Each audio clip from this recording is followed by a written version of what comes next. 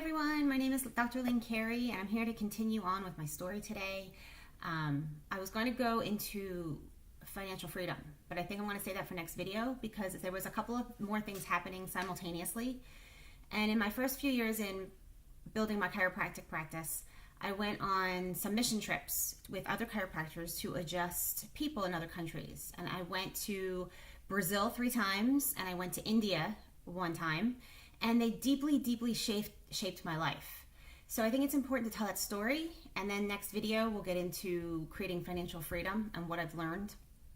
So the first trip I went to was in 1999. I went to Brazil in Fortaleza, and there was a group of 12 of us, and we went and we adjusted people for like a week. We adjusted for like 12-hour days.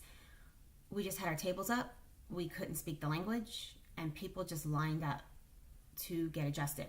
And it was the purest form of chiropractic ever, because people couldn't even tell me what their symptoms were, what their problems were. I would just feel the energy of the body. I would palpate the spine, and I would, give them a specific adjustment of where I felt I needed it. And when I would adjust the spine, it was to put motion back into that specific vertebrae, which would take the pressure off the nervous system so that the brain and body communicated 100% optimally. Takes the stress out. And I'm going to tell you, I've never felt, because there was all of us adjusting, all these people, all simultaneously, the energy shifted in the room. It was like we were all high. And we didn't take anything. It was a natural high. And this, I want to describe it as love. There were no words to describe this feeling that we were all feeling here in our little cocoon that we kind of created for ourselves with adjusting all these people and being together and having this experience together. And it was just so powerful, and I've never felt anything like that. And I couldn't verbalize what I was feeling. It's still hard to now. But all I know, it was a very high state of being, high energy. And when I came back to my hometown, I crashed bad for like a month. The depression, because the energy shift in being back in society was so harsh, and I couldn't balance myself. And I wanted to learn how. I wanted to learn how to feel that way. I wanted to tap into what we created there in Brazil, and I wanted to learn to create that back in my hometown. That was my question.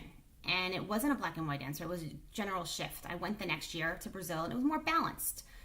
I felt the high, but I didn't necessarily feel as the low. It was more normal. The third year I went, it was a very unique experience. I got very sick. I had bug bites all over my face. I'm so glad they let me back in the country, because Lord knows what they would have labeled me with. We have a lot of diseases now by bugs. But I don't think like that. In fact, another chiropractor said to me, he goes, "You're probably getting rid of all the stuff that you don't need. You're burning it off." I was on fire with a fever. I couldn't eat. I was just great. It's funny because we were supposed to stay in Brazil a couple of days extra, usually to recover before we went back to the States, and our flight got mixed up, and that was in the 2001.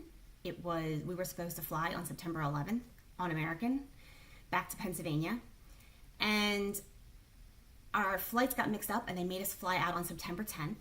And I was so sick, I barely got through those 13 hours. It was just horrendous. I was half in a unconscious state because I just felt so bad. And I got back, and thank God, because then 911 hit the next day, which I think there was a tremendous shift in the whole world because of that.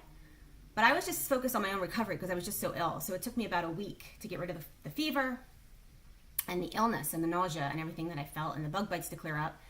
And the way I could describe it was I just felt like I had dark energy on me. And I know that sounded crazy. I didn't know who to share that with, but I'm like, I just feel like there is a film of crap all over me. So I was adjusting a lady who did shamanic healings, and she told me, she goes, "I see so much darkness on you." She goes, "Take Epsom salt baths for like a week, light a white candle, and just ask the darkness to leave you and go into the light." So I did it. I was open to all kind of energy work. I was really, the first few years in practice, I went from a very mechanical approach to adjusting the body to feeling all kinds of energy, tapping into things I couldn't verbalize. But there was so much more going on. It was so much bigger than me and so much bigger than what we acknowledge in the world. So I was open to all of that. And so I did that for a week. I took the bath with the Epsom salts for a week, and it completely cleared and it completely lifted. And I felt different. And I was like, oh, I took all on. Sometimes you can take on other people's energies, especially when you're doing that much healing work. And I think it also assists you in getting rid of your own crap if you have stuff to get rid of. You know, you're not a victim, but it assists you. You know, you can control what you take on if you're aware of it. So that I became very aware of being open to other people's energies. But what happened for me was such a blessing, because after that darkness lifted, I went into a period of about 18 months, and every 3 months, it got deeper and deeper, where I went into this bliss state. People looking at me, I don't think knew anything different. I didn't really verbalize it to too many people, but I felt so much grace. That's the only way I could describe it. I felt so much happiness, peace, this inner peace that there's no words. That was our natural state. That was the state that we felt in the original place in Brazil.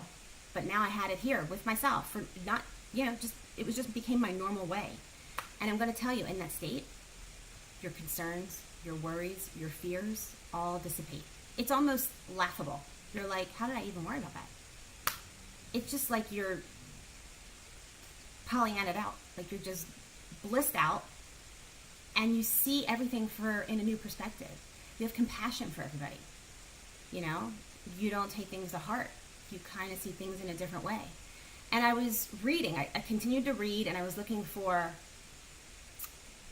spiritual books because I wanted to read from saints who had these enlightened experiences. I wanted to read Rumi and Hafiz, those Persian poets, because they were describing, what they described in their books is the state I was living in. And it was so profound.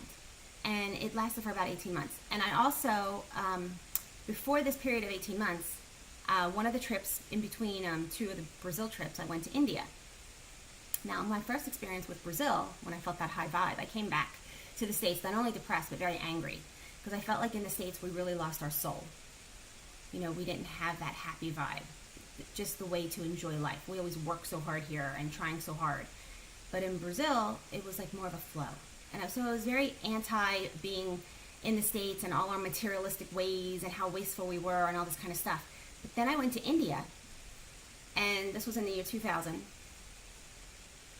and the pollution and the poverty that I saw there and the filth was so horrendous to me that I couldn't wait to get back to the States, because as maybe they have, everybody says they have this spiritual experience in India. I didn't see it because there was so much filth. I couldn't even breathe. The pollution was so bad. It was like I had my head stuck by a big truck, and the fumes were just blowing on my face, and that was normal. Couldn't wear my contacts, like they were drying up. It was horrible. So when I came back, I had so much appreciation for the material world and cleanliness and hygiene, because I thought maybe there is a balance somewhere in between.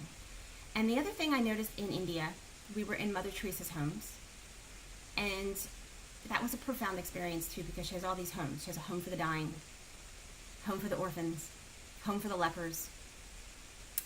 And we went in these homes to adjust these people. But you know what really bothered me, and I think Mother Teresa is an amazing person, did amazing things, But I think about when we label a building, the home for the homeless, the home for the dying, the home for the orphans, the home for the lepers, or whatever other disease they want to call it. To fill that building, to keep the energy going, we have to have more of that. So is our system helping people to empower themselves, or are we creating more of the same? And do you ever think that with our systems, with government systems and welfare and all our charity works and all these organizations to cure some disease, do you think we're getting somewhere, or are we creating more of the same? That really stood out to me in India, and I wanted answers for that. So back to when I went into my 18 months of bliss, in this blissed out, enlightened state, whatever you want to call it, I realized it's people need to, if they could feel this state of grace, which is, I believe, our natural state, so much would ease up in the world. And that's what I want to talk about in my next videos, how to get our lifestyle to match that state of grace, how to get, baby steps to maybe guide you to remember that natural bliss within. Because figured out a lot of ways, and I realize now, my normal state now, I would say most of the time is probably 90% I'm in a bliss state. That became normal for me after a period of time, and I want to share my journey to that. And you don't have to be blissed out all the time. You can feel other emotions and the darkness and all these other things that we label, because it's all good. It's part of our being creators as human beings. So it's all part of the process. So if you like this video, please like and subscribe it, and please stay tuned for my next video. I'll get into more details to my next stages of my journey.